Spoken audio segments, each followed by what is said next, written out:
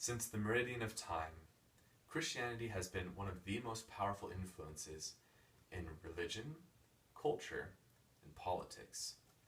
Though we have much to thank Christianity for, it has often been criticized for the way Christians treat others. These remarks come from Christians and non-Christians alike, who often feel ostracized or demeaned by individual Christians or Christian communities. When we profess our Christianity, we profess to represent Christ. Representing Christ is not done through our preaching, but in how we treat others. However, we may at times, either unknowingly or intentionally, treat others with less kindness and consideration than we should. I propose 3 attitudes to keep in mind when dealing with our fellow men.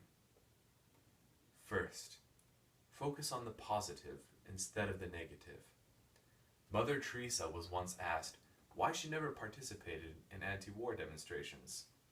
She replied, "I will never do such a thing. But as soon as you have a pro-peace rally, I will be there." Mother Teresa's example is key in helping us understand how we can treat others with more kindness. By focusing on what she believed to be good, she was able to put her energy into the good of others. We learn from Shakespeare's Taming of the Shrew that people become as they are treated. Therefore, if we focus on the good in others and treat them as if they are good, then they will become as they have been treated. Second, seek to understand. We are often so unaware of the struggles in the lives that happen around us. John Steinbeck said, "Try to understand men. If you understand each other, you will be kind to each other." Knowing a man well never leads to hate, and almost always leads to love. When we fail to understand others, we may fail to treat them as they ought to be treated. One of the greatest men that I respect struggles with homosexuality. When he confided in me about his struggle and about the details of trying to reconcile his feelings and beliefs, I came to understand that his struggle was far more complex than I had ever thought. Since then, I've gained much respect for the man and treat him as I would anyone else. Third, seek to heal.